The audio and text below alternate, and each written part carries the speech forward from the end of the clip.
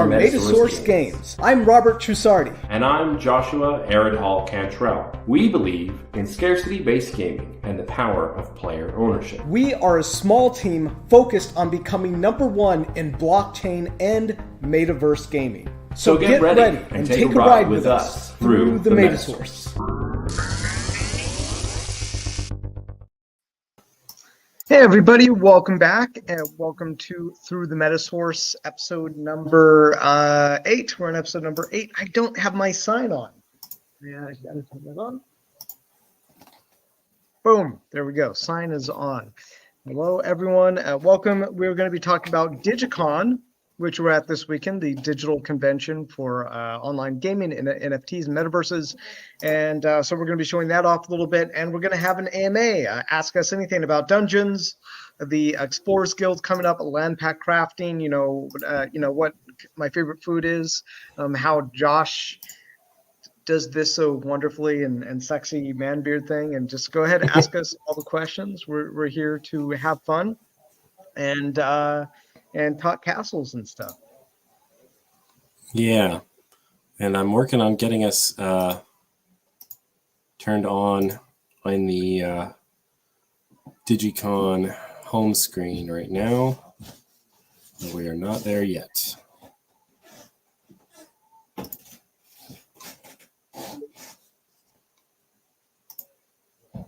There we go. Well, we got an announcement at least.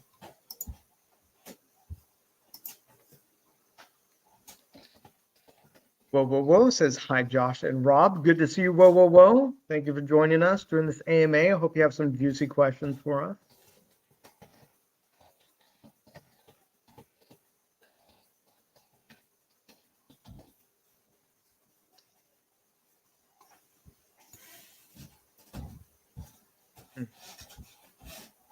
All right.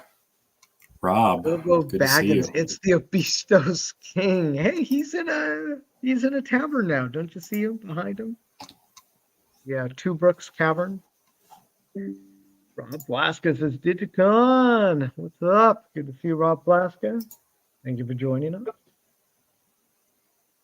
Yeah, I had some nice conversations. I joined Loft.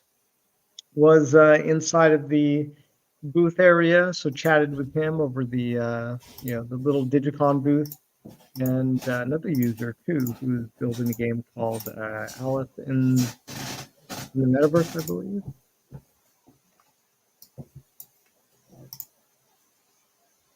The game's not available yet, so they're working on it. There we go. All right. Josh is going to pull up the Digicon for you guys so you can check that out. Yeah, I'm working on doing that right now. Mark777 says, hello, everyone. Good to see you, Mark. Thank you for joining us again. Eddie Longshank said, how long ago did this start?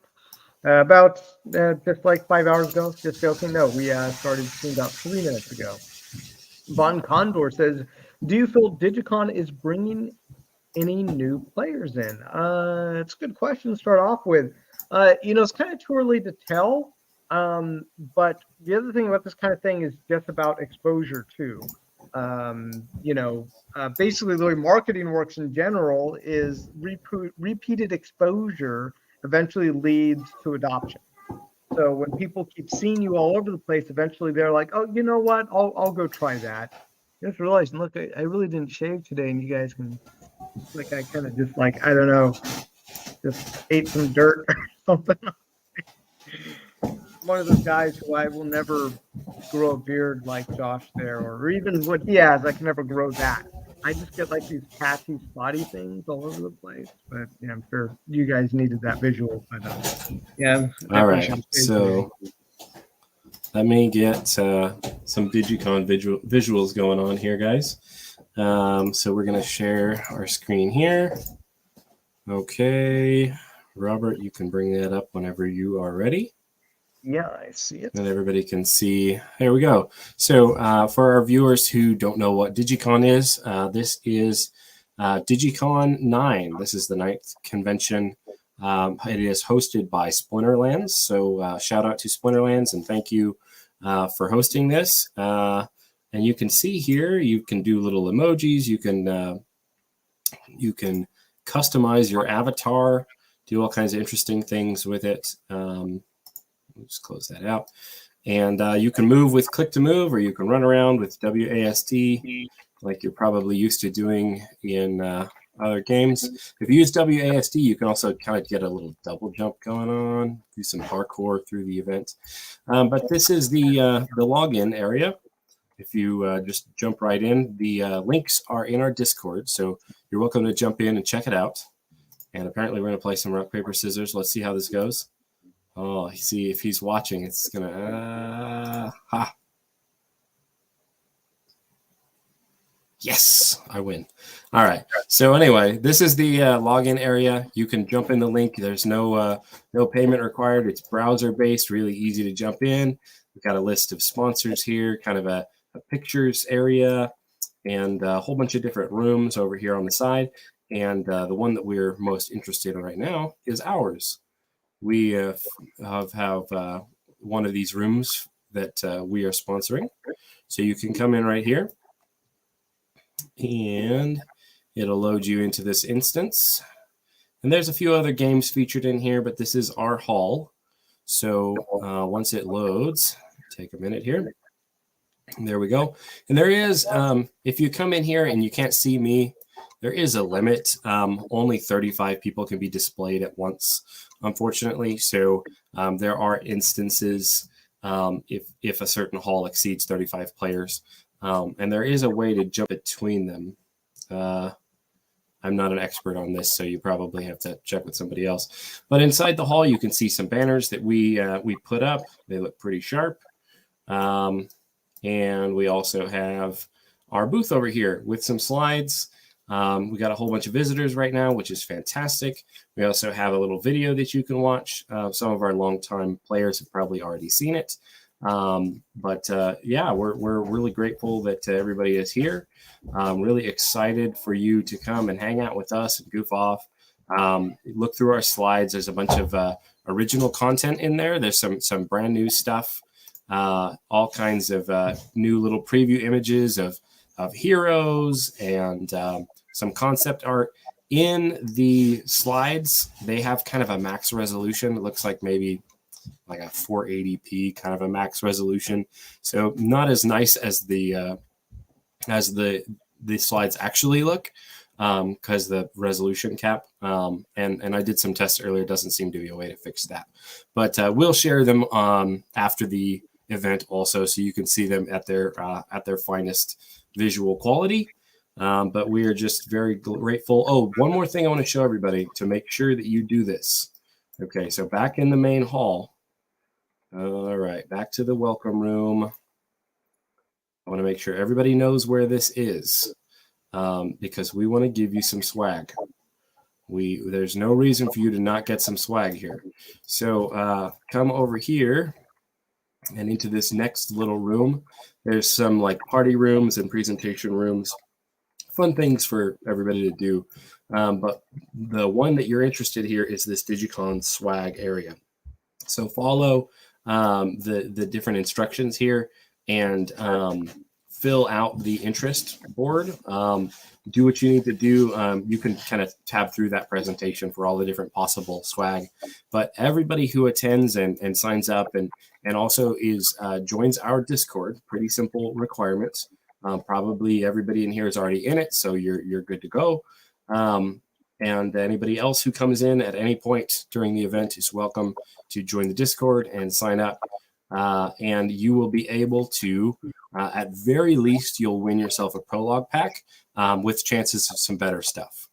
In addition to that, we're also going to be doing a live giveaway during this stream. So that is fully in addition to the swag booth. So we'll share that link very shortly. Nice. Go get your swag, guys. And, looks like Wayne Zare is also here. He says, Go Flubber says, hey. Google Baggins is here. Debbie Metal's here. Jao is here. Silva, I think that is our smart contract. Ryder from Apex NFT, Fuzzy Super Pie, one of our moderators, says, "What up, all?" David Istanbul says, "Hi, Josh." Trader Aridhol Bowler, not sure what he means there. But he says he's seen, Debbie says he's seen a couple new faces in Discord this morning via Digicon, can confirm. And yeah, Eddie says, no timing out, been sitting here in the booth for 5+ hours. Yeah, I've seen that. You got the cool wizard skin too. I don't know what that skin is or how you got it, but it's pretty cool. Maybe you got it from the swag booth. And yeah, Bilbo's asking, how do I become a blue wizard like Eddie? And that's the one that says swag issued after event, correct? I don't know. Is that on swag issued after the event? I'm not 100% sure. Sorry, Eddie. Yes. For the swag booth. Yes, that I know the answer to that one. The swag booth is after the event. You've got to sign up for it. And then they will actually be sending out a follow-up. After you sign up, they send you a follow-up. And the follow-up will have some fields for you to fill out to make sure that your wallet is correctly labeled and, there's no typos. And, any other requirements. Some collections might require that you retweet something. We don't have any real strict requirements or anything, but we'll, you can just kind of fill it out. And it does take a few days for them to process it on their end. And then they send it to us. And from there, we'll send out the swag. So it does take, it'll be probably, I would guess, probably a week. All right. Smarty says, hello. Warrior Lion Gaming, good to see you. Thank you for covering our game. Always love to see your videos, Warrior Lion Gaming. Let's see. Fuzzy Super Pie says, how long are we AMAing for? I don't know how long do you want to AMA for? I think it'll probably depend on the questions. We probably won't go longer than like an hour and a half, but the stream could be much shorter. Really depends on you guys. Like, we answering your questions, or you guys want to dig a little bit more into the game, and you have questions for us. Then that'll really be what what determines it. So big thanks to Josh. He's the one who put together the Digicon booth and created this great opportunity for us to be partnered with Digicon and presenting our booth here. And so he made the slides and really just made this whole thing happen. So thank you, Josh. Yeah, you guys are all very welcome. I am going to now post something in the chat here. Hopefully this will work for people. I'm not sure if you can click links. Yes, you can. Okay.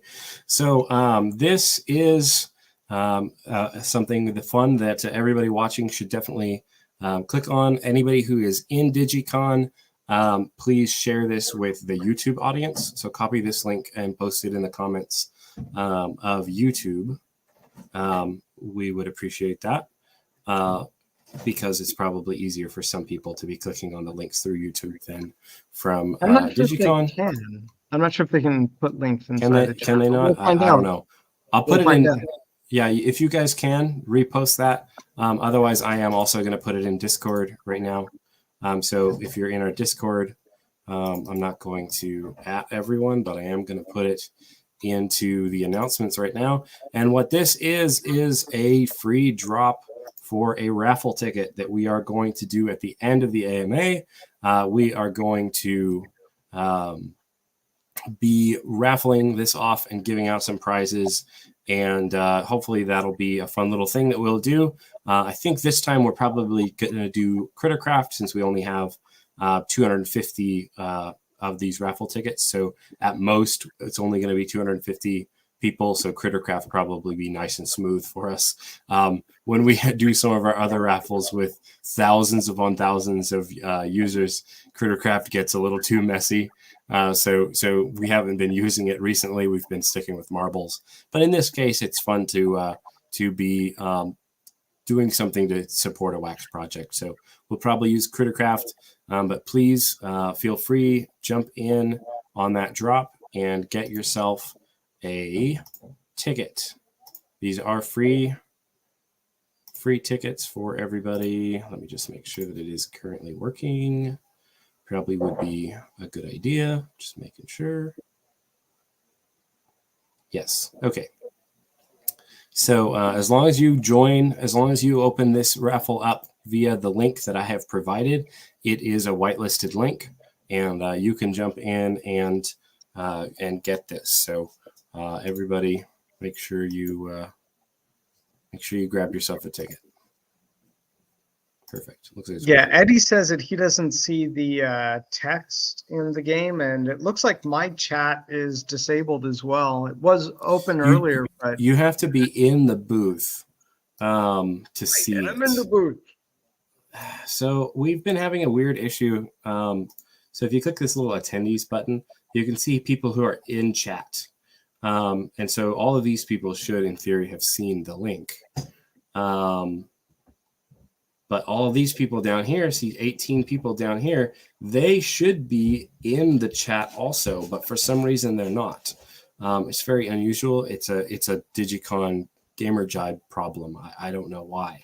So earlier you were up in the correct area, Robert, but I do see now that you're down here. There should be there should be 35 people allowed in this chat channel at once. I did talk to the coordinator just a little while ago, and yeah, I don't know. Maybe let me see if she can join the stream and see what we're seeing.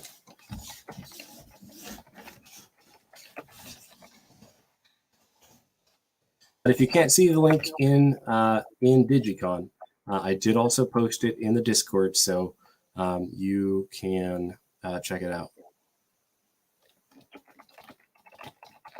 Yeah, I don't see the. Yeah, I tried leaving the room and coming back in, but it doesn't matter. We'll get you guys a link another way. So. Yeah, it's in Discord, and like I said, I invited the coordinator to jump on the stream and see what we're seeing if she has a chance to. We'll do some live troubleshooting, live Gamer Jibe Digicon 9 troubleshooting. So we'll see how it goes. Well, I was asking how to join. There should be a link at the bottom of this video. It's the app.gamerjibe.com link. Should be on the video. There's also in our event section in Discord, there is an app.gamerjibe link there in the event section. So you can jump from either Discord straight into it or from the video. You should be able to jump in, and that should get you here. Then you can run around and cause mayhem like everybody else and do fun emojis. Yeah, we got there's actually there's quite a lot to do if you run around. Okay, the coordinator is going to pop in, so let me not walk away because we want her to see the problem we're having. Yeah, there's 27 people inside that hall, so that's pretty good. Yeah, absolutely. Well, a lot of token going on in that room. Yes. Yeah, I unlocked that one too. Where was it? There we go. There we go. Okay. Yeah, so let's see. Let me pull her up here. Okay, yeah, she's coming to the booth here. Okay.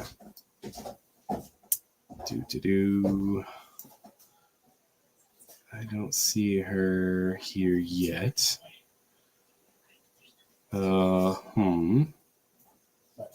Big blunt is what Bilbo says. Yep. Very big blunts. That hurt my wrist.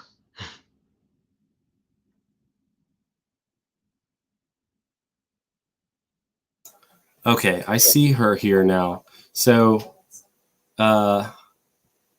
okay, so, okay, see, there she is. We're muted. If you're tuned in, oh, hold on, let me just text chatter.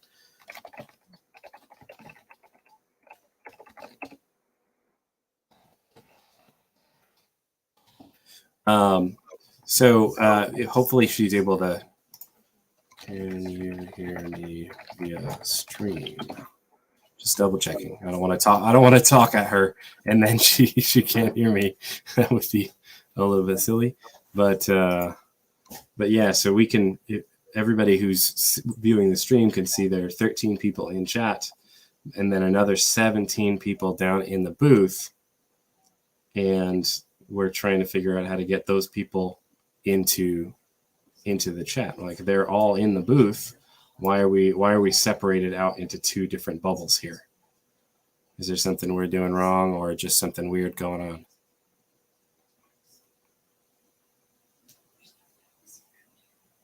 Okay.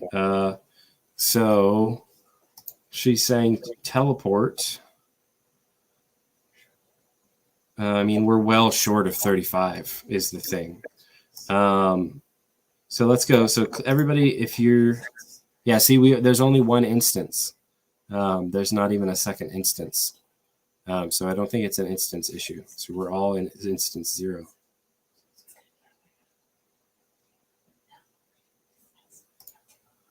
Yeah, I don't know. Well, obviously we're having some weird issues on the software side. You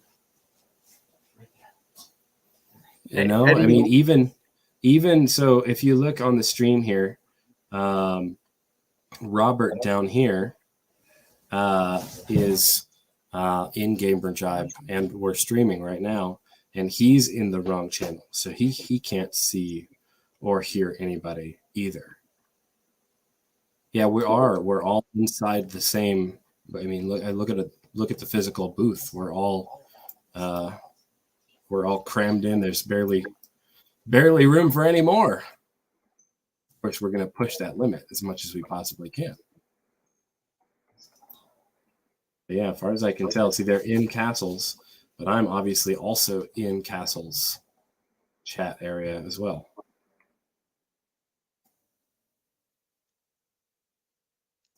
Yeah, Eddie says he just logged back. He just logged out and logged back in, and that fixed it. Yeah, maybe. Yeah, well, I mean, we appreciate being able to look at the possible issue, and we do have this is going to be running until Sunday, and our booth is going to be the same through Sunday. The booth will be open. Yeah, so it sounds like if you're having any weird inability to see the chat or something, it sounds like the game might time you out after a certain amount of time, even though you're still in. It's not counting you as in. It's kind of a weird thing, possibly. But it does sound like just refreshing the page will log you right back in, and that fixes it. So just in case that's what's happening to you, you might just want to refresh the page, and then you should be good to go. Looks like the ticket sold out for the NFT blocks. Did it already? Oh my goodness, yes it did. Well, it's sold out. 250 of these tickets. That's what it is. Really? Jeez. Not even 250 people watching the stream. It's crazy. It's in Discord though. I'm gonna guess it got reshared. Hopefully they didn't go to like a bot channel or something like that. They're like, hey guys, look at this, free stuff. What are the prices? What are the prizes we're giving out? It's well, we haven't even actually listed any prizes on this, so we'll be screening some wallets here. So that's a good policy. Yeah, we'll be screening some wallets here to double check. So just so everybody is aware, we're gonna screen some wallets and make sure that these don't get to a farm of bots. You know what? Let's manage this drop and add a little bit to it. That way, more people can grab it. So if you did get one, it isn't going to allow you to get a second one. but it will allow you to. Oh, Crypto Enjoyer says he posted a link to his channel. That's why it sold out fast. Oh, gotcha. Well, we added another 100. So, so anybody who wants to jump in there, you've got another chance. So it'll be 350, which I'm totally fine with. There we go. 350 is a good number anyhow. All right. Well, we should probably start to turn this towards like the AMA and any like Yes. major minor announcements that we have. Like We can go ahead and I can. But yeah, we have share. the Explorers Guild event is coming here on June 2nd, guys. The Explorers Guild, and even before that, we actually have the first Royal Courthouse distribution is going to be happening on there's the dungeon on the 1st. So on the first day of June, and that snapshot's going to be taken when midnight on May 31st. Yes. Yeah. Wow. So we're going to be taking a snapshot, and at that point, it's pretty straightforward. We're going to save everybody with how many bounties they have, how many high bounties, how many low bounties. We're going to count them all up. Better plug that thing in, man. And then we will also snapshot exactly how much wax is in the MS Royal Court wallet that you guys all have access to at any time. It's also doing some calculations for you on the website if you hadn't seen that yet.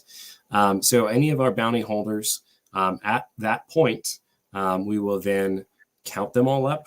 Then we'll divide the pool, and then over the next few hours, probably spilling into the first a bit, we will be sending out wax-backed burn tokens. Okay, and the reason we're doing that is it makes it nice and easy and uniform for everybody. So for every high bounty you have, you'll get a wax-back.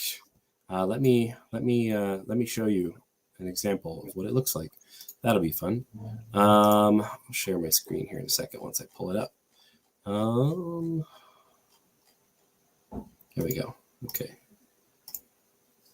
Show everybody what this looks like again here. Okay. Let me share my screen again here. Share screen. Okay, so whenever you're ready, you can pull that up, Robert. So there you go. So everybody will get one of these. Oh, well, this is technically the wrong art, but yeah, anyways, that's not. Yeah, it's very close.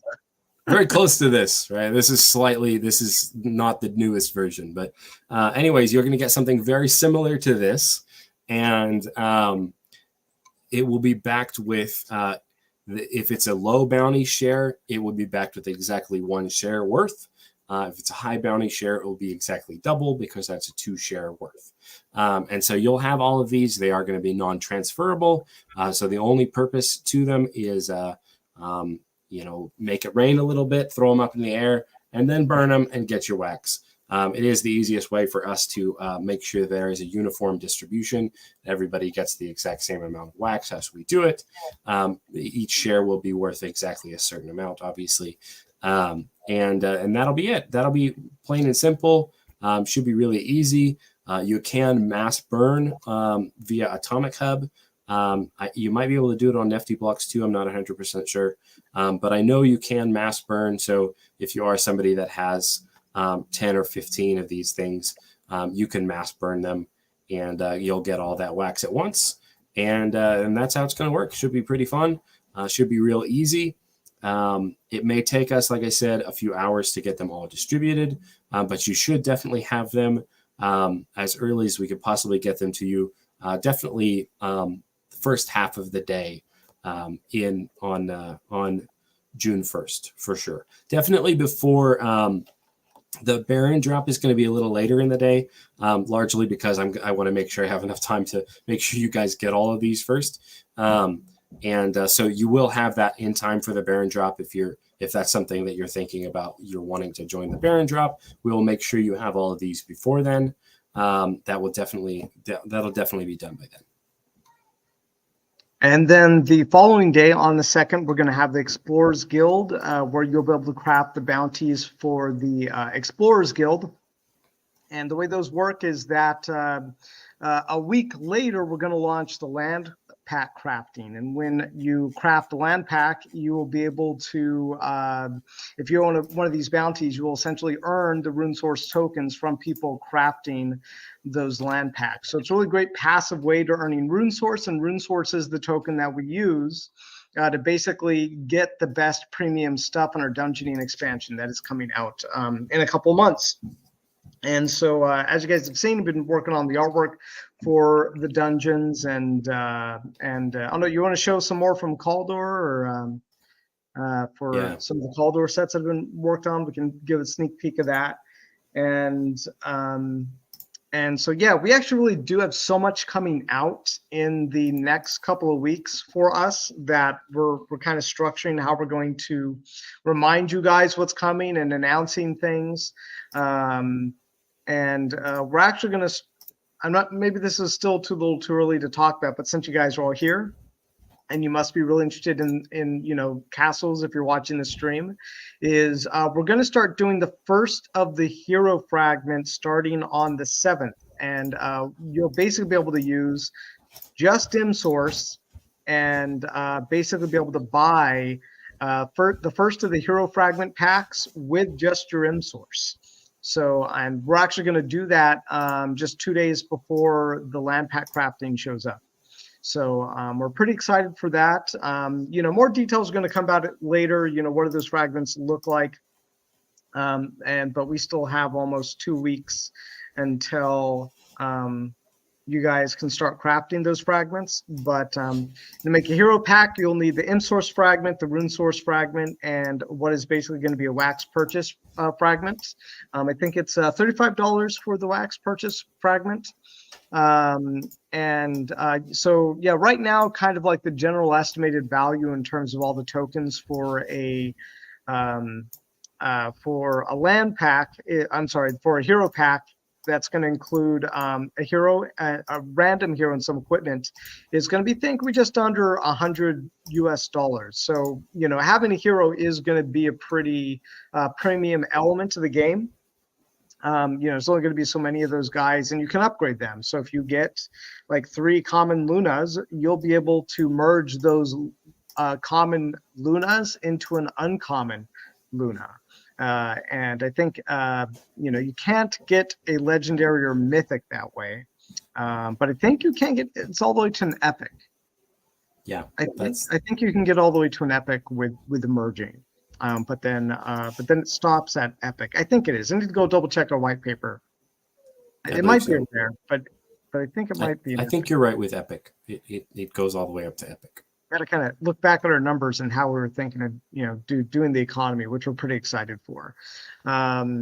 Hopefully here in maybe just a month, maybe month and a half, you guys will be able to kind of go into our test system and be able to take your heroes and start to essentially move around the equipment that you have on them, so you can customize them. Does Luna have a witch's hat, or does she have kind of does she have like kind of like a sprite funky kind of hair? Is it red hair? Is it green hair? You guys will be able to mix and match a lot of these different options for the characters. It'll be really cool. Ryuk, hello Ryuk. CryptoAI says he made it back. VM Hive is here. Makik Eva, hello. Good to see you guys. So we do have a lot going on, but immediately it's going to be the Royal Courthouse distribution, and then the Baron drop on the 1st, and then the 2nd Explorers Guild, 7th is then going to be the hero fragments, the first of the hero fragments that you get to buy for Metasource. And there's going to be a limited supply of those. And then the land pack crafting, which is just huge, guys. It's going to be really huge couple of weeks here. And just to share with you guys, one of the biggest initiatives that Josh and I have been working on lately really is the marketing. So we just hired a new marketing coordinator, and she is working on essentially right now prioritizing just getting us like interviews with YouTubers, people on Twitch. And so that's kind of one of our priorities right now. She's kind of still learning the ropes of the industry and stuff, but but we think she's doing great. She's a great pick for our marketing coordinator. And there's just going to be some education on how all this stuff works inside of NFT gaming, because it is quite a lot. I mean, I know what it took for me to get where I'm at right now with all the blockchain stuff, and it was not a cakewalk. Like, it took a lot for me to learn, what I know about blockchain gaming, just even to use this stuff right now. But yeah, marketing is one of our biggest initiatives. And now we have someone who is working with us in coordination to make that happen. And so she's part-time right now, and we do want to bring her on full-time, but it's kind of it's a process that is happening. Better to have one good fit, right, than someone who doesn't fit, even if they're working full-time, is the way I look at it. Yeah, like, things are really exciting over here, constantly working. Our list of things to do is just always, we wake up with, that's a list. Let's just go through the list. And but yeah, so Crypto AI, Josh got green hair, or is it a lighting effect? That's what I asked him, is if he got his hair dyed, and he was like, not yet. So that's no, it's a lighting effect. I do have a green screen behind me, but it isn't quite it doesn't quite reach as wide aspect. So watch. So if you watch the stream here, I can show you. So it looks crisper when I do this, but then you can actually see the dungeon behind the scenes. You can see into the code, where the hidden dungeon stuff is, and I don't want you to be digging into the matrix there. So I have to kind of keep the matrix hidden from you guys, so you don't think that you're in a simulation. And so for you guys, I have a little green tinge to my hair. It's all just to protect your innocence. We are ready to. I've got some slides ready to share whenever you're ready here too. Yeah. I got the reference, by the way, for the code reference. I was like, doodle with that, with the matrix code. Before we jump into that, just wanted to say hello to Jubby Jub. Jubby Jub gave me a heads up the other day on the Atomic Hub Discord when we had some users who were unhappy with us, the game, and so they came in there and they were trying to report us, and we were basically just talking it out, like what was there to talk out. So appreciate Jubby Jub giving us the heads up. Can't always please everyone.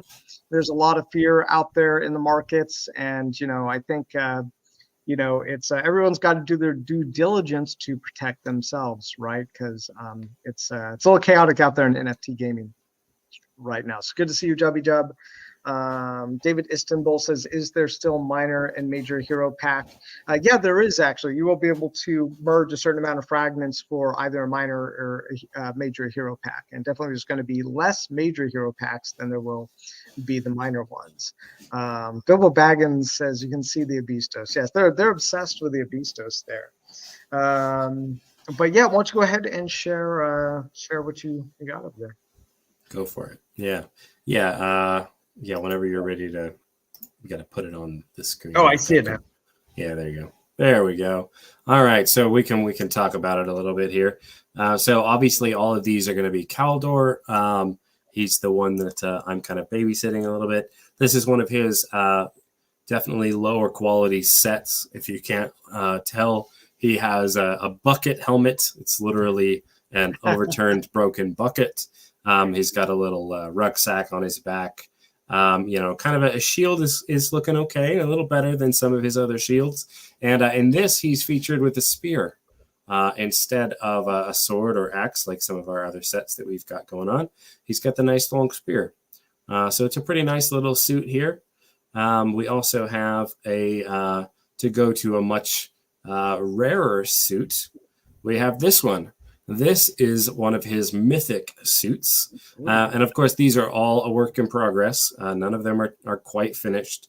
You can see specifically with this one, the base is completely plain, unadorned, which won't be the case in the end. There will be a little something down here at very least. But in this set, he's got obviously dark, kind of demonic armor, almost looks alive, kind of enveloped with a bit of a shield that kind of evokes some spider vibes, pretty creepy, with a big like a bone kind of axe going on. Very cool. Even the little tail with this one. This is one of the definitely the chase kind of sets where, you know, not everybody's going to be able to get one of these. It's going to be quite an achievement to pull off this whole set. And of course, as with anything, there are going to be color variants for this. So there will even be some options for you to get the tweak the colors.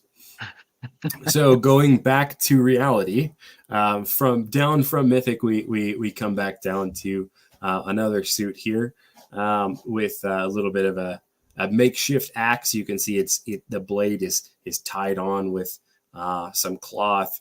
The shield is round shield. It's a little bit scabby. It's definitely been seen some battle. Got some claw marks or maybe dents from blocking a sword or dagger. But you can see here with the base, this base has had a lot more work done. He's got a little bit of snow with some runes here, kind of evocative of our new rune source. Much more modest, but a very good looking set just the same. And then I wanted to show you guys another set here.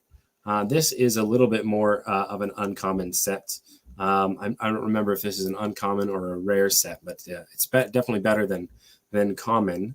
And what I want to show you here, you see he's got some plates, got an interesting helmet.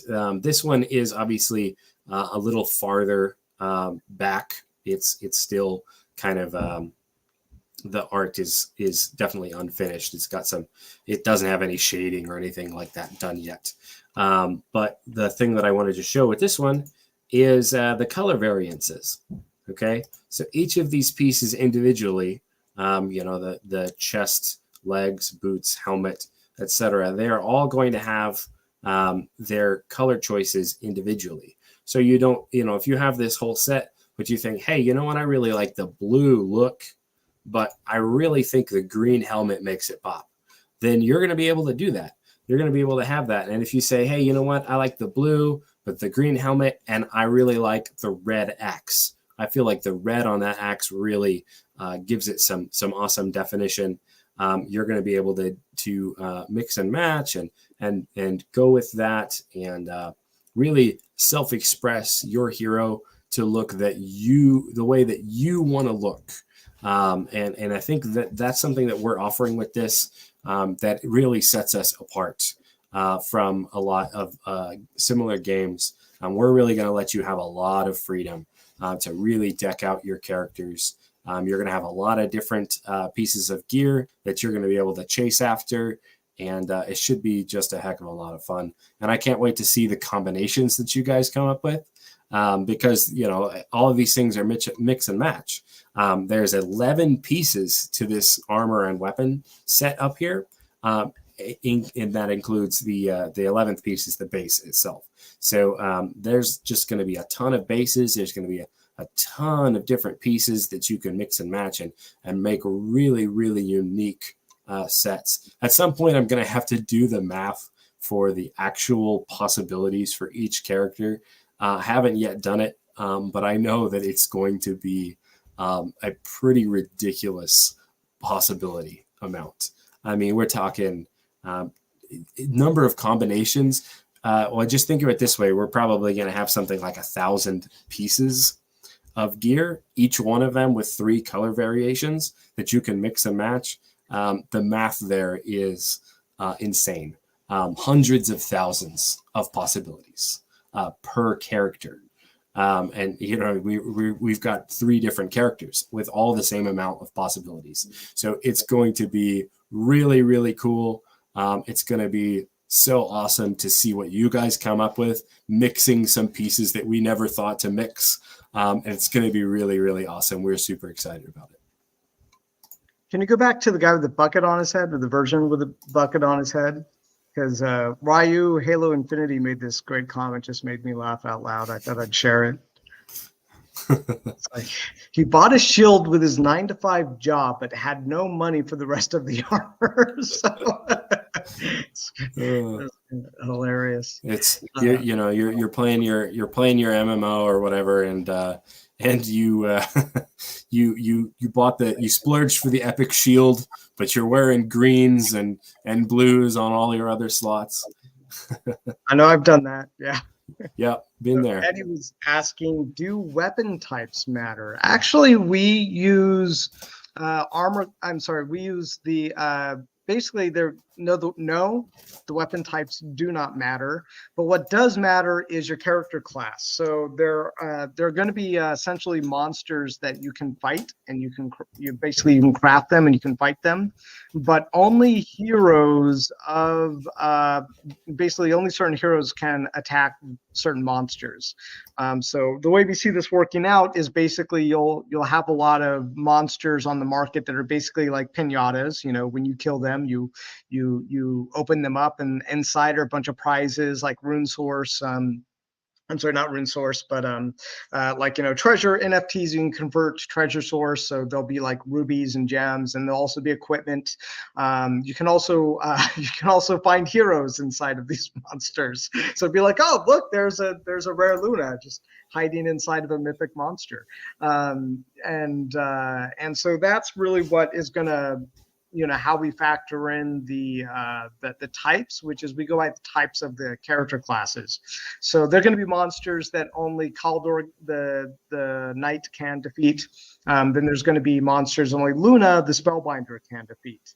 And so when you choose a hero, if you decide to specialize in one hero, well, then they're only going to be able to destroy, basically monsters from the monster packs of a certain type. And that's kind of how we have it work out. Let's see.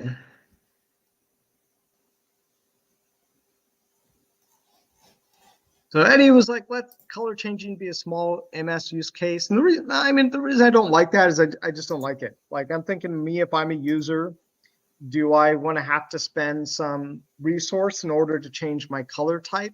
I don't like it. Maybe it's not totally off the table. If, I don't know, everyone suddenly is like, Robert, make it happen, maybe I'll be like, well, I guess if that's what you guys want. But I like the freedom of being able to choose the color that you like. It's already going to be hard enough to even get, a piece of equipment or a hero.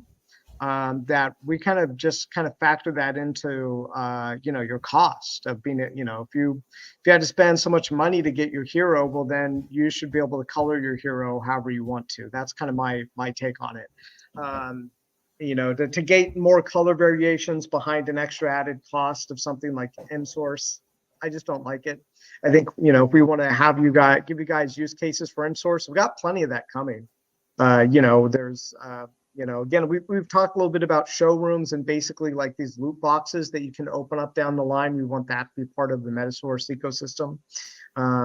But yeah, you're going to need Metasource in order to get rune source. So yeah, I kind of don't like the idea of changing colors with a cost. What do you think, Josh?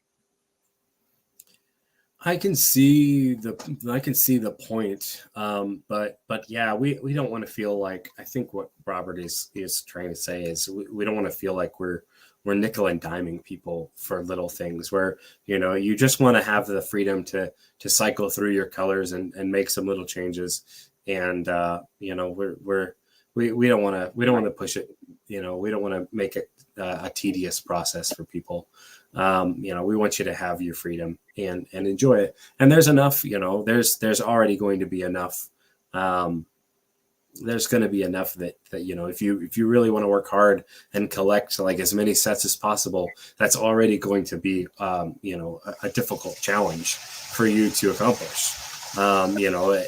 Collecting them all organically yourself would be very, very hard. You're probably going to have to either buy some from other people or trade. There's going to be a lot of options for that.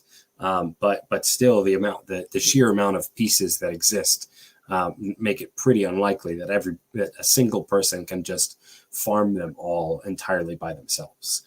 So there's already going to be quite a bit of effort that you're going to have to really put in to get your set. And then once you have all the pieces, we feel like, hey, you probably worked really hard to get all those pieces. You looked around and, one of these mythic sets, there may only be a handful of them in existence.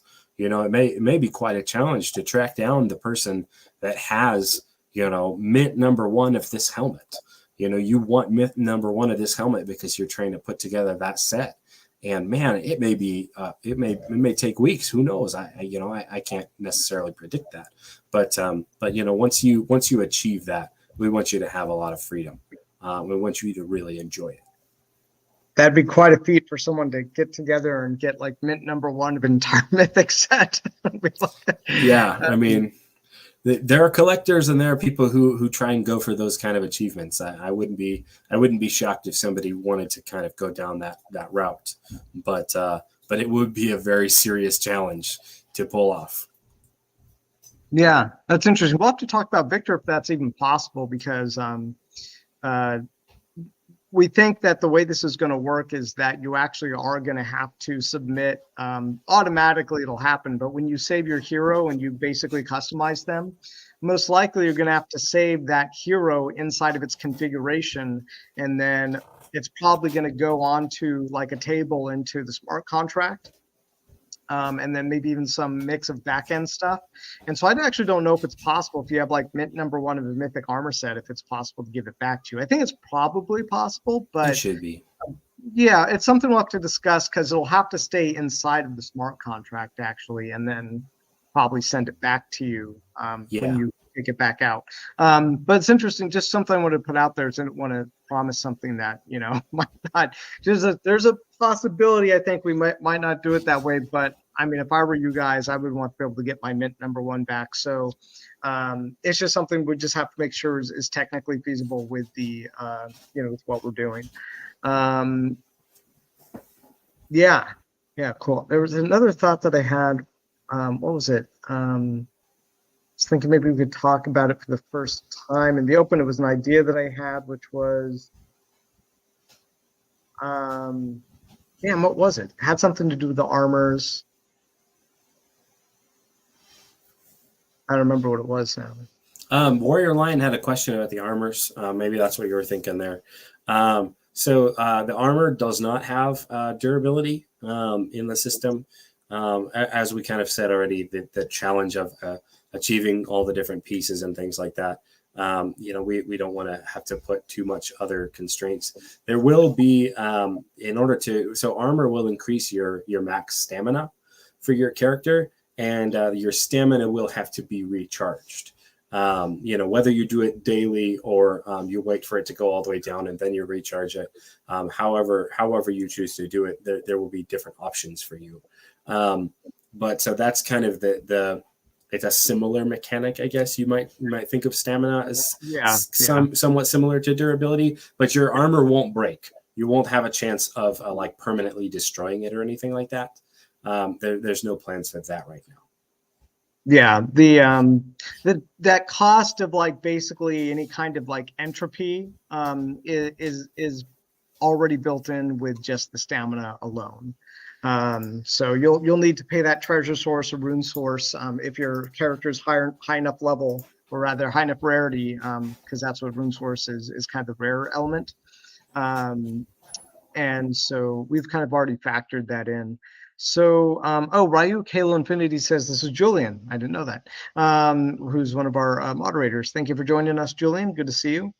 And so I remembered now what I was thinking of was I was just kind of thinking about this lately, and I was like, the mythic armors are going to be so rare that should we like make them craftable with like fragments instead? Like, you know, should you get like a mythic armor fragment, and then when you get that, you basically if you collect enough of them, you can then create the blend, and then that gives you like a random armor set, right?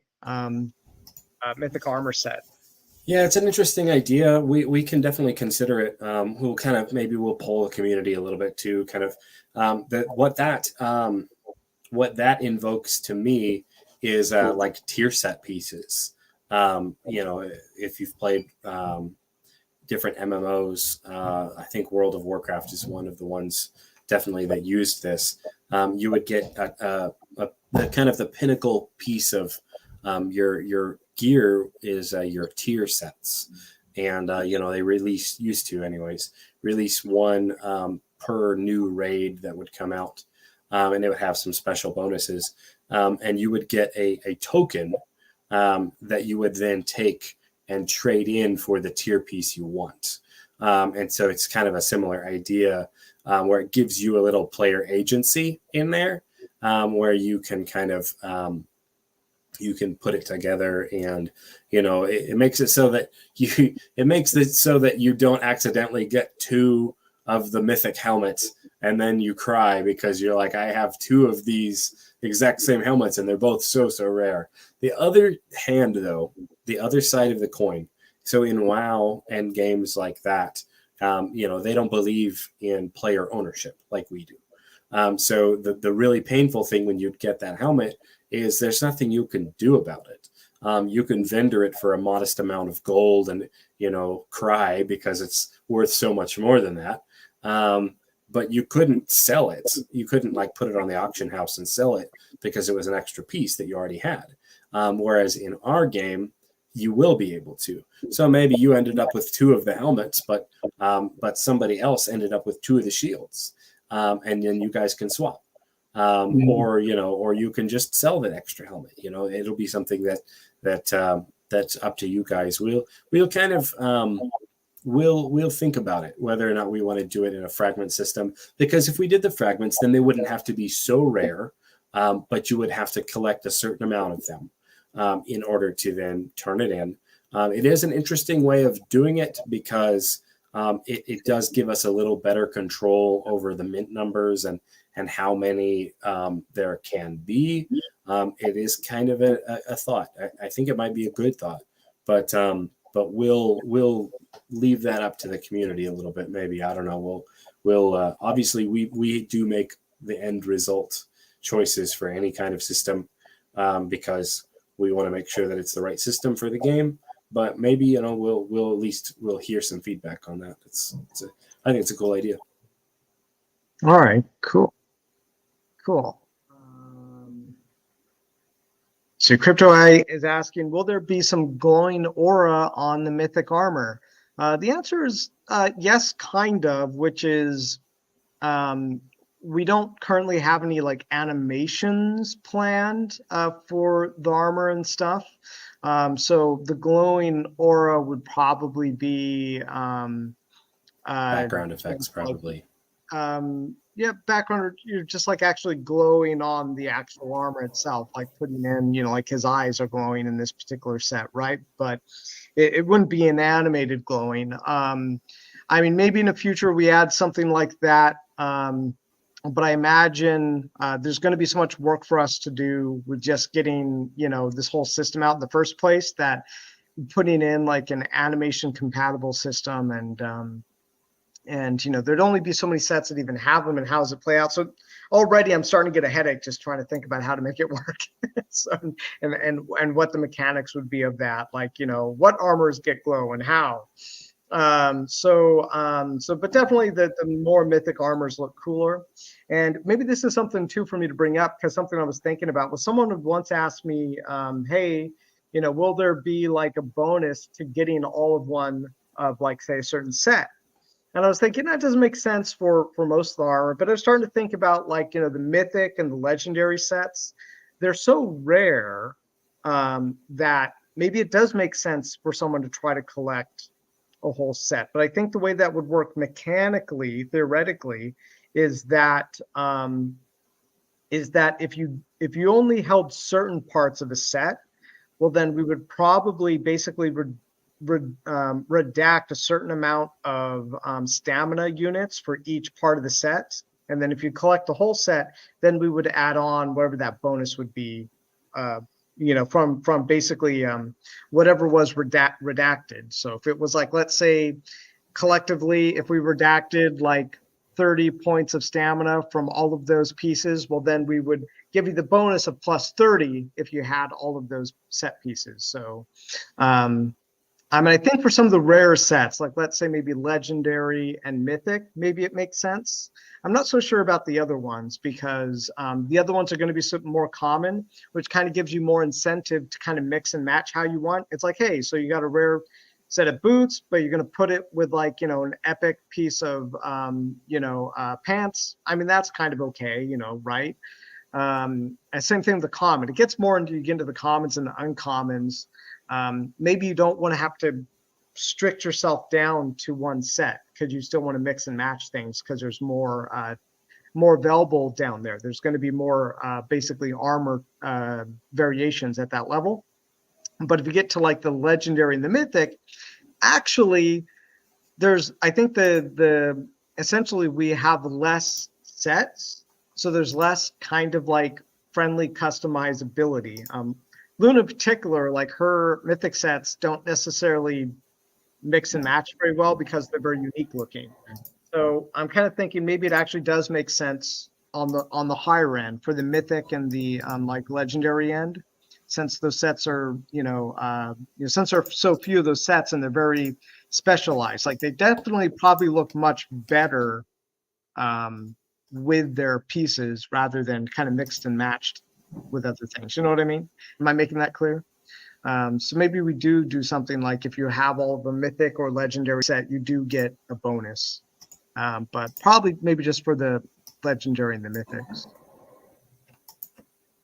Just kind of talking out loud there. I feel like Josh's answer is going to be, maybe sounds interesting. Maybe we do that. Maybe sounds interesting. I'm a mind reader. What can I say? We, maybe even we could go with something more like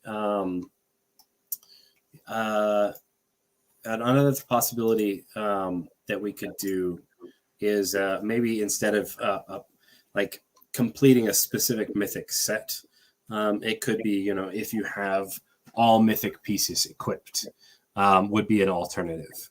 Potentially, because I do like the idea of allowing people to say, hey, I really love this suit, but I really don't love the helmet. I really would like a different helmet, and I want to be all Mythic, but I want a different helmet.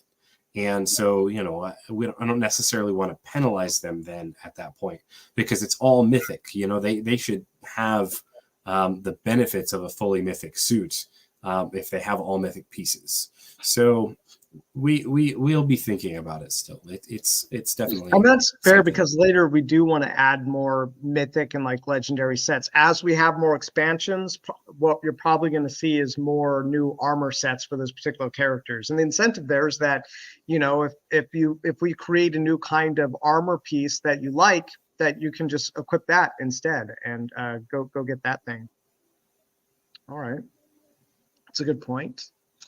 So Eddie Longshanks is asking about a salvage system. I'm guessing he's talking about basically disassembling items. Is that what you mean? Actually, that's kind of already in the current design of it. And what we call it is basically the treasure source conversion. So what you can do is that, we're going to have basically a thing that you can do is what we call, like the treasure room or something, or the treasure source conversion. And you'll be able basically every piece of equipment and also every piece of what we call a treasure NFT. And treasure NFTs are like gold crowns or rubies or bag of coins or something like that. And each of these is going to have a treasure source conversion unit. So I don't know what it would be, but most likely the equipment is going to convert at a much, much lower rate than like a treasure NFT. Treasure NFTs are like the best way to convert, your assets into treasure source.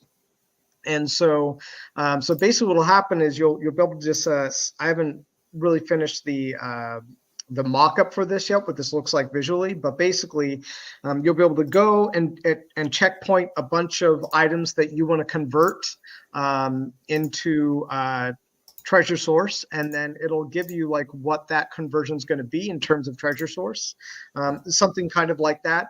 And then you'll hit basically convert, and it'll basically consume one royal seal and convert items into treasure source, the token, and that treasure source tokens can be used for recharging heroes, crafting monster packs, other things like that, upgrading heroes from common to uncommon. So the salvage system is kind of already in there, where you can basically convert your equipment strictly into treasure source, and it's really not the most efficient way to convert it, but the option's there, and to use it if you want. And when do people use it? How do they use it? It's really up to you guys. You keep smiling. What are you smiling about? Did I say something funny? No, it wasn't you. Somebody was cracking me up in Discord. I popped over into Discord for a quick second. And, What'd they say? Crypto AI posted a hilarious picture of it's probably he probably Googled it, or I don't know if he put it together or whatever. But it's just like a silly looking superhero with a bucket on his head. And he said it's his starting hero. So it's obviously a reference to the hilarious broken bucket helmet picture that we had there. Everybody's got to it was cracking me up. Exactly. Everybody's got to start somewhere. So that's great. Yes, it's funny. It's in the beginning, yes, your heroes might look a little silly and they've got mismatched armor. They've got a bucket on their head. But as you continue going into these dungeons and collecting new pieces and getting new copies of your hero so that you can merge them together, or just replace it and say, okay, I had an uncommon and now I've finally gotten a rare. Now I can start using the rare, and you can use both too if you want to. But it is interesting. I will be really interested to see how the progression works for everybody. Everybody who's here early and is getting in on these fragment sales and things that we've kind of talked about.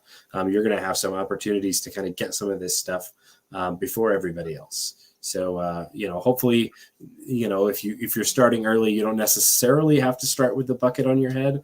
But I do think that there's a very strong possibility that there will be plenty of people that is how they get started, with a hero with a bucket and a fairly shabby looking shield, and they'll be going in up against some monsters that they're just not sure if they're going to be able to take them, but they're going to do their best, and we're excited about how it's going to go. Let's see. So Kay's question kind of it goes back to that. I'm wondering if Kay might have missed that earlier. It was towards the beginning of the stream, so or at least it was a little while ago. But yes, so a little over a week from now, or a week and a half, not quite 2 weeks, but more than a week, we are going to be starting the hero fragment sales. And what this is it's a way to get the hero packs before they're ready. And for these first couple of packs, rather than doing just a straight up pre-sale for wax, we're allowing you to craft fragments of packs using different currencies that are in our universe. So the first fragment will go on sale. I think we're targeting the 7th right now of June. And Robert mentioned this earlier, but that first fragment will be purchasable entirely through Metasource. So you will use Metasource to get that fragment. and that'll be one fragment that you need for the pack. And it is a system where you need one of each fragment, so that you can't take 3 of the Metasource ones to make a pack. You need one Metasource. The next one will be Rune Source. And then the one after that will be a wax-based one, but it will be, much cheaper than the final packs are by a very significant difference. So, and then you'll blend those together and you'll get your pack. The packs won't be openable right away. Obviously, we're still, the armor's not quite ready. We could technically make the hero NFTs probably, but we don't want to get too far ahead of ourselves on that. But by holding those packs, it's very, very likely that that's how you're going to get access to the testnet version of the game. Like Robert was mentioning earlier, it is probably still a month and a half, maybe a little longer, but we will be having a testnet version that some players will be able to come in and kind of get the basic feel for the game, help us troubleshoot, help us figure out pain points, so that we can make sure that when we do finally launch, it will be as smooth as possible for everybody. You brought something up that's excellent that I actually didn't really mention yet, which is like, how do you get access to the beta? So what we're planning to do is that to get access into the beta, you're going to basically need a special beta pass. And we think these beta passes are probably going to be very hard to come by. We want them to be hard to come by. So we don't know exactly how many beta passes it'll take to get into the beta, but we're really not just going to give them away. And so when you craft these packs, we think we're going to give you some kind of beta pass shard or fragment, and so you'll have to then craft a beta pass as well. And so you'll get those fragments by crafting the packs. And then, so it's just like crafting Inception here, right? You craft the thing, and then to get the thing, craft the thing. So, we still need to talk about how many how many beta pass fragments it takes to actually make a beta pack. But again, it might take a couple of heroes for you to craft. And these first 2, basically, what we're calling them is the dungeon pre-sale hero fragment pack things. So it's a terrible name, right? But we think they're probably going to be pretty scarce. If you were around when we were doing the land packs, we basically, did a small drip. I remember what it was. It was maybe 15% of the total supply, maybe 10. We did a drop of the maybe 10, 15% of the land packs, and then we did another drop of 10 to 15% of the total supply, and then we dropped the rest of it. So we're probably going to do something very similar for the heroes, where very small fragment will get released, another small fragment will get released, and then we'll do a bigger release. And so we think, really the intention there is that it's harder to get the heroes early than it will be, later. And if we do this right, the same way that we did the land packs, it's still hard to get them. I think, we did sell out of our land packs, I think in under a day, or maybe it was more than 24 hours, but it didn't last. The minstrel packs, it was maybe slightly more than a day. Yeah, minstrel pack sold out initially, but or no, the King's pack sold out, but the minstrel packs that stayed for a while, lasted a little. Yeah, so if we do things right, it's going to be very similar. We do want to sell a bunch of these, and we do want a lot of people to be playing the dungeoning. So, which is why we're working hard on the marketing initiative so that all these things line up. And that's probably one of the tricky things that we got to work with over the next couple of months is making sure that the supply and demand of these heroes works out. So, tell your friends, tell your I was about to say tell your kids, but I think Wax doesn't allow anybody over the age 18 to use the wallet. So don't tell your kids, but tell your friends. Yeah, I just noticed that, which is good because we don't necessarily have to deal with those things, right? Because automatically through the Wax wallet, there should be nobody under 18, playing the game. So, but I think it's probably a parental supervision thing as well. If your parents tell you can, you probably can, but not unsupervised. So But yeah, tell your friends, tell your neighbors, tell your mom and your dad, and also tell them to remember there's a lot of scammers out there on the internet. We still see this. We saw this earlier today. Another user was scammed out of some assets. We're not exactly, last I checked, I wasn't sure how it happened exactly. It seemed like maybe he had logged in through a fake Wax Atomic login, maybe, and basically that was how they had stolen his stuff. Was probably some accident where he was logging in somewhere he didn't intend to, that was trying to make it look legit, but it wasn't. So you got to be very careful there. And yeah, I mean, I don't want to go down that rabbit hole, but still, we did have, we do want you guys to make sure that you protect yourselves and be very careful of what you do click on the Wax blockchain. It is very easy to click a button and then have a scammer basically eat a bunch of your assets and transfer it to themselves. So you got to be very, very careful. All right. So we have more questions here, right? Yeah. Dumbledore had a question there that was okay there. Professor Dumbledore. After the full packs release, will there still be a fragment option for them? There's going to be a maximum supply that we're going to be doing as the fragments. So in theory, it's possible that we don't reach the limits, and so there will still be some available, but chances are the fragments will all sell out. So it'll be more of a case of, is somebody holding back some of the fragments? Therefore, there's not the ability to mint them all, kind of a thing. Right now, we're not thinking that. But we'll see. It's possible. We may set aside, during the full release, we might do a portion of them as fragments again. It's not totally determined. We'll think about that. It is kind of a decent idea that we'll keep in mind for sure.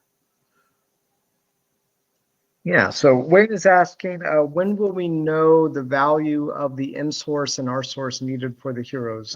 Well, Josh already kind of has those numbers figured out. I still feel like we still need to review them because I think we've kind of put them together based on what we think where the market is for things. And I'm not sure the market's still where it was when we created those numbers. So I think we probably need to do another meeting to evaluate the numbers because, to put it simply, consumer consumption? There's another term for it, right? Consumer spending is going down right now because of just the general economy. We're probably heading for recession.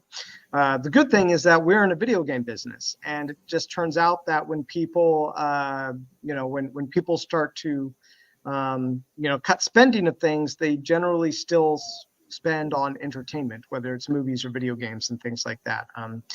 People do tend to use their disposable income on things like video games. So that's great for us. But it's still something we have to look at because I think I expected there to be at least maybe 2 to 3 times more players even available to play our game on Wax by this time. We're at about 500 consistent players, and that's great. But when we first started getting into this, back in, I think, March or so, I was like, there's at least, 1,500, real users out there for us to play with. And I think what happened was basically a couple of things. One is that there were way more speculators and less gamers on the Wax blockchain. People coming into Wax were like, yeah, I'm going to buy this stuff and then flip it and then go to the moon, and I'll quit my day job and I'll just basically, my whole career will be flipping NFTs. I think we got a lot of those people who started to basically either get out of the market when it started to drop, or they just continue to only invest in flipping games. And a flipping game is basically a game that you don't expect to last very long, but you want to basically buy the NFT when it's $5, sell it when it's 10 or 15, and then get out. So I think there ended up being way more of those people. And in conjunction with the Wax market crash, there may be a lot of people, maybe potentially gamers, who got into the Wax ecosystem, didn't make their money back, and then left it or got scammed or something. So I think our job right now is really onboarding new users into the game, into Wax, and our goal is to actually get about 5,000 players or enroll 5,000 players into our game specifically over the next couple of months. So it's going to be a 10x. It's what we discuss in our marketing meetings and what we're working on. When we get to those numbers, so our expectations that things are going to look a little bit different right now in terms of our essentially our user base and the gamers playing our games between now and a couple of months from now when we basically get Dungeonings rolling. We've got a new website. Hopefully you guys like it. We've had a lot of great responses on the new website. And it's all part of a strategy of creating this environment for our user base to explode. Because guys, like all it's going to take is like one major YouTuber to either talk to us or cover the game for our user base to explode. Like that's what we're creating. We're creating this environment where like, some major YouTuber, I don't know if PewDiePie is still making videos, right? But, what his heyday, he had like, 10 million users or something ridiculous. I think that's probably too many. But eventually we're going to get covered by one of those guys and they're going to be like, holy crap, guys, like, look at this. Website's beautiful. They got dungeons coming out. The game loop is amazing. You merge lands, you craft lands, you make castles. You want castles because they're going to be very rare soon. We just, that's what we're doing is we're creating this environment where we're just going to get a bunch of users in. And so I'm saying all of this because it is going to impact, how many of these heroes that we make available for you guys. And so there's still even some math for us to kind of work out, like how many heroes make sense and what is the rune source and the R source cost going to be. So going back to turning this very long answer to a short answer, we've done some general numbers. We're not ready to reveal them yet. I want to have another meeting with Josh, just kind of go over them again. So it's a good reminder that we need to do that before we release those fragments. But we do want to review that at least one more time before we let you guys know what that cost is. Whew, I don't know why I said so many words. There's a lot of stuff going on. That's why it's like a lot of things for us to deal with. It's a lot of fun though. I love what we do. Sometimes I think, gosh, like why is this got to be so hard what we do? Like can't I just like sell our gaming items on a marketplace without having to worry about our users, getting preyed on by potential scammers? It's just like, like why do I got to deal with that? I just want to make an awesome game for you guys. Instead, I got to deal with this other stuff. But if this were easy, somebody would have done it already, and that's why we're going through what we're going through right now with all of the the gaming NFTs and the crypto and all this stuff. The reason it's happening the way it's happening right now is because it's not easy. It's not easy to change the world and give people something new and innovative, just for many reasons. It's always different. For everything, for electric cars, it was all about infrastructure to build them, infrastructure to supply energy. That's something that Elon Musk fought for, over a decade. Same thing with him building rockets. There's a lot of problems to be solved there, and that's just kind of the period of time we're in. The cool thing is that we're not in it alone. We're in it with you guys. You true believers in player ownership who believe that you should be able to own your items and under scarcity based and basically rule set based structure, you can then make decisions about what you want to collect and how you want to collect it, and when you might want to buy, sell, or trade these things.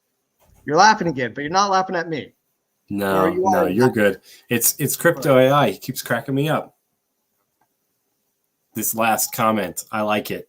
Now the very bottom one. I like this. We need to come up with some way to make this work. Name one of the monsters from the Dungeons scammer so we can beat the crap out of it. It'll have to be like a common one so that everybody's just whack-a-moling this thing all the time.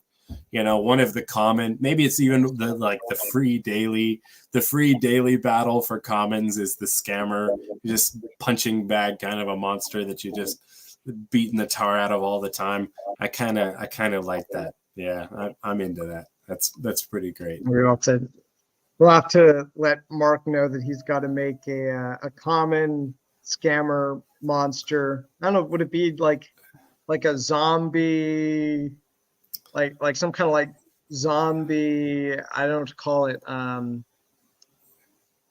don't know.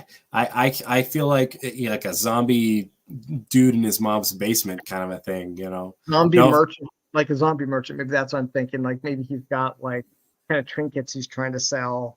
yeah, And yeah, he's a like zombie, so he's ones dead. that are obviously fake.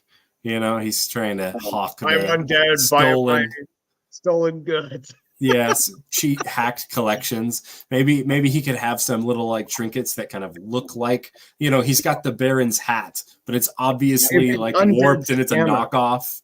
You know, it's a knockoff fake Baron and silly stuff. Like that'd be pretty hilarious. He's got like a Baron hat. I don't know. It just makes me laugh. Maybe. Well, that's kind of funny. I think like an undead scammer would be kind of funny. Okay, well let's we're coming up on an hour and a half. We probably want to start wrapping it up. I'll let you answer this one, but then we'll go back to the screen share and we'll do our raffle. Yeah, I don't think it's a question. You're just saying, Robert, you need to get out and visit the clubs, meet celebrities, tell them you want to be royal in Meta, and I got the product for you. I'll make sure to get my my Baron mustache and my Baron hat.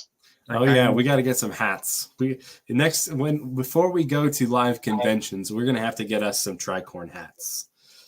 I am the royal you've been looking for. That's right.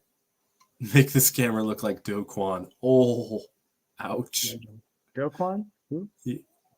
The guy behind Luna. I don't know a lot about Luna. I did learn a little bit about their economics, and then I was like, oh yeah, that was never going to work. We learned that with crypto mines. We tried to play crypto mines, and we were like, this is interesting. A Oracle system where basically sets the price of the rewards, and I was kind of like, I mean, I don't know if this will work, but it's worth a shot to see if it'll work, especially when it keeps mooning and we're on a big old crypto NFT bull run. Like, let's do it.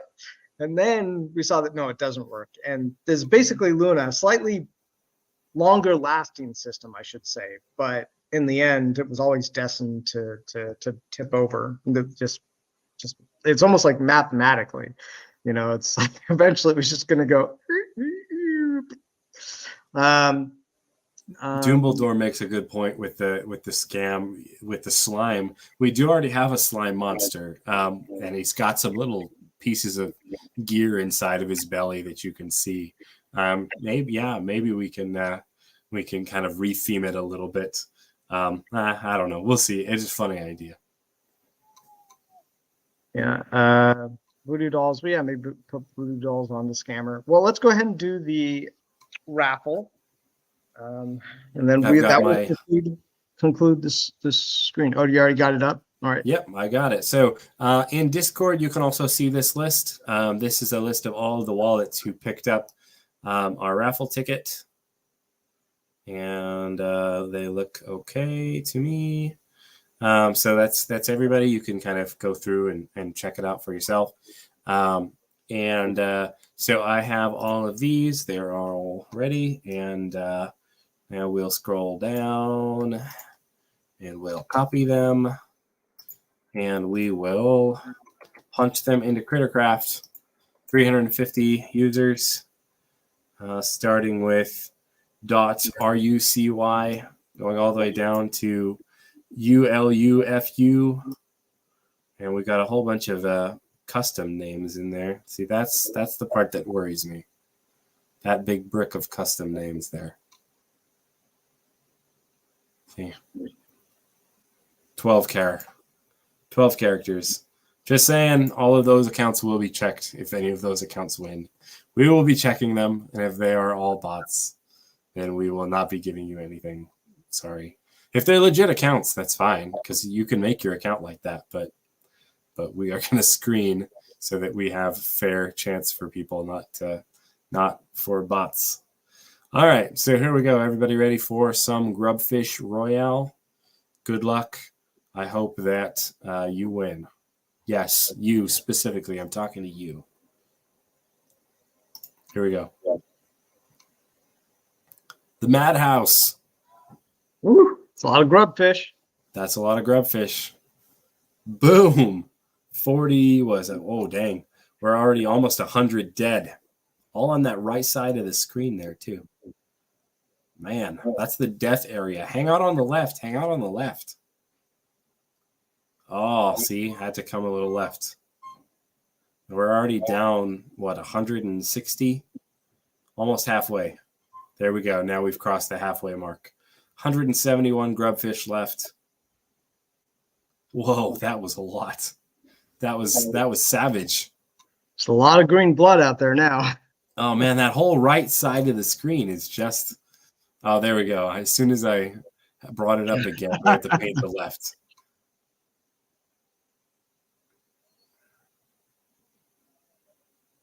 Down to 64. So this is probably a good time to talk about prizes. The top 20 are going to win. And I can actually reveal a prize list. I'll post it on the raffle thing itself, so you'll be able to see that. But top 20 are going to win something here. Number 1 overall is going to be a King's Vault pack. So one of you 3, 2, 1. The end. And any day now. There's big money there, King's Vault pack. Yes, indeed. That is the big one.